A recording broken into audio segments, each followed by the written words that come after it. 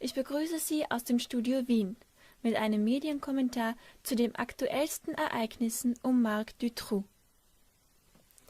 Der vor 17 Jahren verurteilte belgische Kinderschänder und Mörder Marc Dutroux behauptet, Opfer von politisch einflussreichen Kreisen gewesen zu sein und beantragt vorzeitige Haftentlassung. Diese Aussage Dutroux verleiht der Rede des belgischen Abgeordneten Laurent Louis zusätzlich Brisanz und Gewicht. Denn am 30. Juni 2012 konfrontierte er das belgische Parlament mit seiner Überzeugung, die offizielle Version des Skandals um den Kinderschänder Marc Dutroux könne nicht der Wahrheit entsprechen. Als Folge davon fand in Belgiens Medien-, Polit- und Rechtskreisen eine Hetzjagd auf Louis statt. Sein Haus wurde fieberhaft durchsucht und seine Internetseite zensiert. Zudem wurde über ihn ein psychiatrisches Gutachten erstellt und ein Verfahren gegen ihn eingeleitet. Worum geht es? Fakt ist, dass 27 Personen, die über Marc Dutroux Verbindungen hätten aussagen können, unter mysteriösen Umständen ums Leben gekommen sind. Es scheint tatsächlich, dass das Ausmaß des Skandals sehr viel größer ist als bisher angenommen und dass sehr viele einflussreiche Personen darin involviert sind. Das bestätigte auch die einstige Kindersexsklavin Regina Louf, die als Zeugin X1 in die Polizeiakten einging. Sie konnte zum Beispiel detailliert beschreiben, wie sie die Folterung und regelrechte Hinrichtung ihrer Freundin Christine van Hees mit anschauen musste. Sie sagte aus, dass Geschäftsleute, Politiker und Justizbeamte zugegen waren. Weiterhin berichtete sie von ausschweifenden Sexorgien, auf denen minderjährige Mädchen von perversen Männern benutzt wurden, bis hin zum Ritualmord an einem Baby während einer pädophilen Party. Nach diesen und weiteren überführenden Aussagen von Regina Louf wurde sie kurzerhand für verrückt erklärt, was ihr möglicherweise das Leben rettete. Doch der Fall der Zeugin X1 bekräftigt die Aussage Louis und die Vermutung, dass hier noch ganz andere als die bereits erwähnten Machenschaften am Werk sind. Zum Beispiel die mehrfach erwähnte Möglichkeit, Marc Dutroux habe hohen Mitgliedern eines satanischen Ordens aus Politik, Staatsapparat und Geldadel Kinder und Frauen für rituelle Morde geliefert. Als Bestätigung dieser Annahme können auch die 27 mysteriös ums Leben gekommenen Zeugen gesehen werden. Laut den Aussagen überlebender Kindersexsklaven werden derartige Satansrituale tatsächlich praktiziert. Dabei kommt es oftmals zu Folter- und Tötungsdelikten an Kindern, wobei andere Kinder assistieren oder zusehen müssen. Trotzdem sind diese Enthüllungen in der öffentlichen Wahrnehmung bisher kaum ein Thema. Da stellt sich die nächste brisante Frage: Warum berichten die öffentlichen Medien nicht wahrheitsgemäß und umfassend darüber? Und warum erweist sich die Justiz nicht als das, was sie sein sollte: ein Organ, das Recht spricht?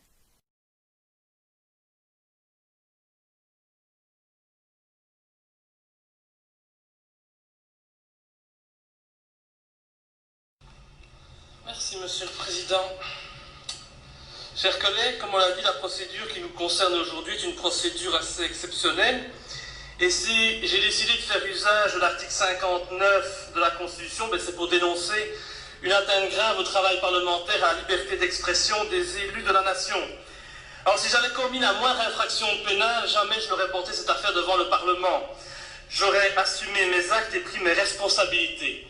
Mais ici, nous sommes en présence d'un procès politique totalement abject qui pose de très nombreuses questions, surtout au niveau de l'indépendance de la justice.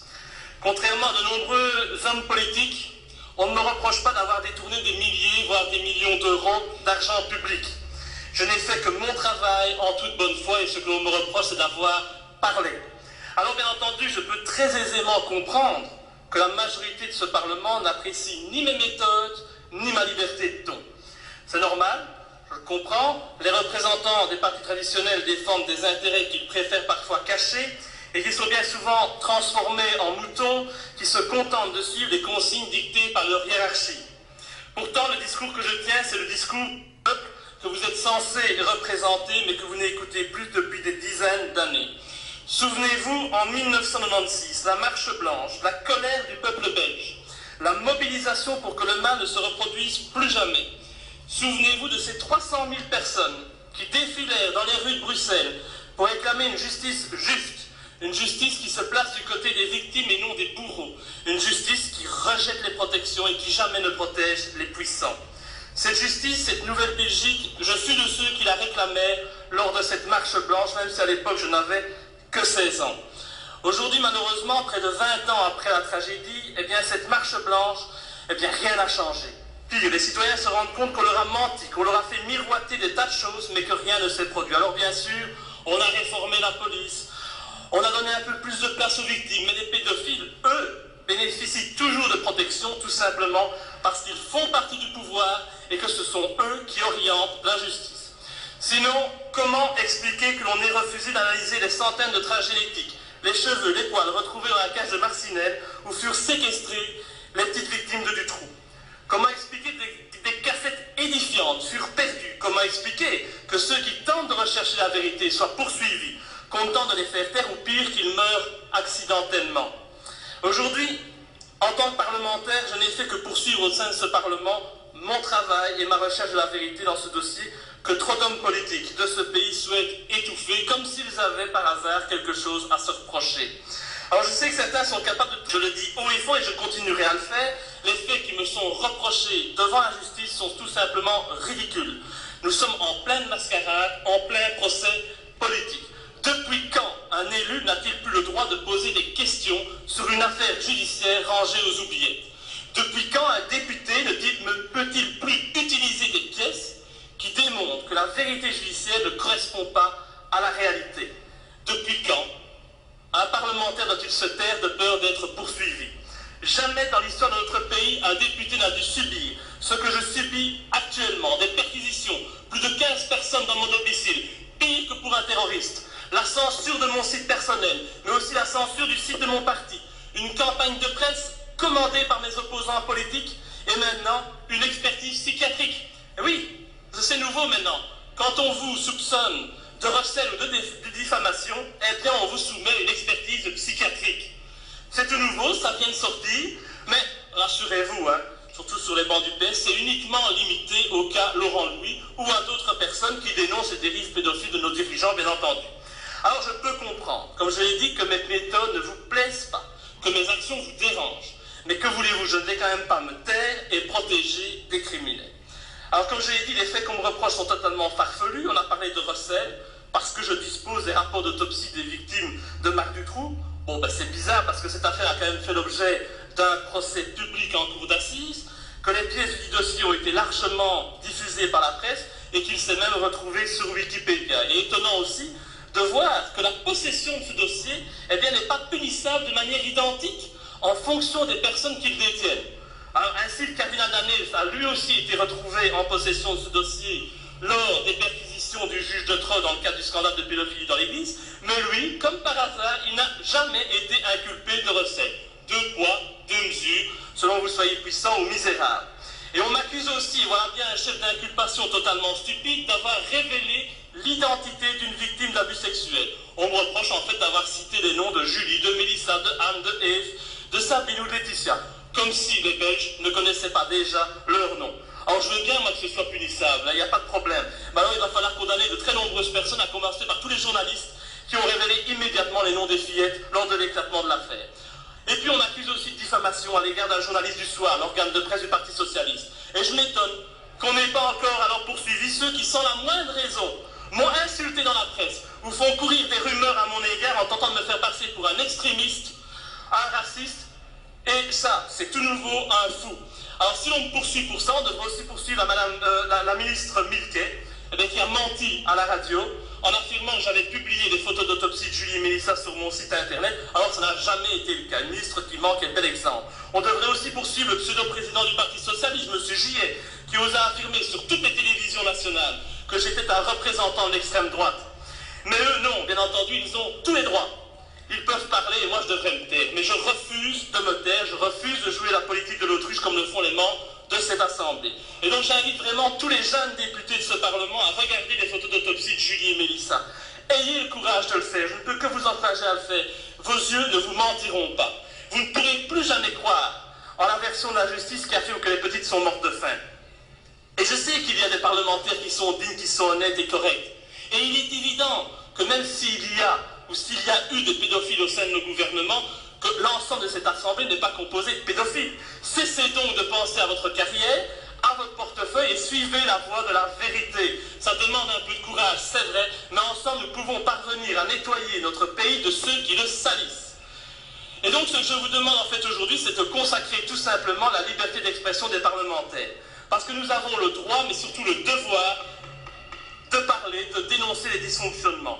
Ce travail, nous devons avoir la possibilité de le faire sans crainte de poursuites judiciaires et encore moins de poursuites politiques. Car ici, c'est bien ce à quoi on assiste. Dès mes révélations, la ministre de l'Intérieur, Milquet, a tout mis en œuvre pour user de son pouvoir afin de porter atteinte à une formation politique concurrente. Et en 2 temps, 3 mouvements, le site du MLD fut censuré, la censure dura 2 mois. Ce ne fut pas la même chose pour Sharia for Belgium. Et quelques minutes après mon intervention, la ministre appelait à la levée de mon immunité parlementaire et à des poursuites judiciaires. Elle fit tout pour que la ministre de la Justice fasse usage de son droit d'injonction positive pour qu'une instruction soit menée à mon encontre. Et je peux vous dire ici devant vous que cette instruction est menée exclusivement à chaque. Je me demande si nous sommes encore en démocratie ou si nous sommes en dictature. Et ce matin, donc, j'ai découvert par hasard le rapport de la commission des poursuites, par hasard, hein, pourtant ça me concerne. Et ce rapport considère que tout se passe normalement et que rien ne justifie de suspendre les poursuites dont je fais l'objet. L'habilité des autorités ecclésiastiques soit totalement absoute malgré leur implication très claire. Ajoutons à cela M. Baclaine, chef de groupe MR, un concurrent direct, et vous comprendrez que ce rapport n'a selon moi aucune valeur.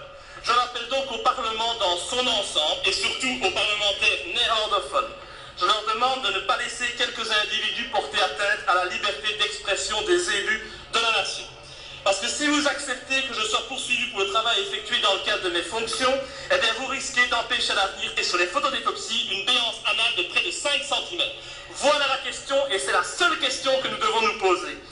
Et poser cette question, ce n'est en aucun cas avoir l'intention de blesser les parents des victimes. Au contraire, c'est relancer ce dossier pour que leurs enfants ne soient pas morts pour rien. Et si nous ne le faisons pas, nous sommes pires que ceux qui font le mal. Et moi, en tout cas, je ne ferai pas partie de ceux-là. À vous de choisir votre camp.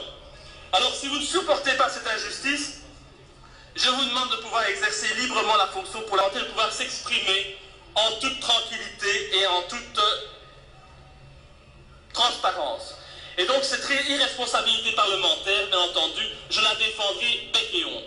Et alors je ne comprends pas comment il est possible de me poursuivre, alors que tous les actes posés l'ont été dans le cadre de ma fonction, mais aussi dans le but louable de rechercher la vérité dans un dossier horrible ou pas.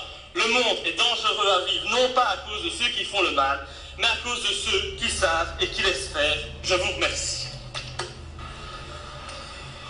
Merci, monsieur Louis. Il n'y a pas d'autres interventions. Et la conclusion de la commission est la suivante. Vu la demande de suspension des poursuites introduite par monsieur Laurent Louis, vu le rapport transmis par le procureur général près de la Cour d'appel de Bruxelles, vu les principes généraux rappelés ci-dessous ainsi que la régularité de la procédure suivie, la Commission propose à l'unanimité de rejeter la demande de suspension des poursuites introduite par M. Louis. Tout le monde peut-il se rallier à la conclusion de la Commission? Mais je demande un vote nominatif. Vote nominatif sur les conclusions par la Commission. Vote nominatif sur les conclusions de la Commission. Début du vote.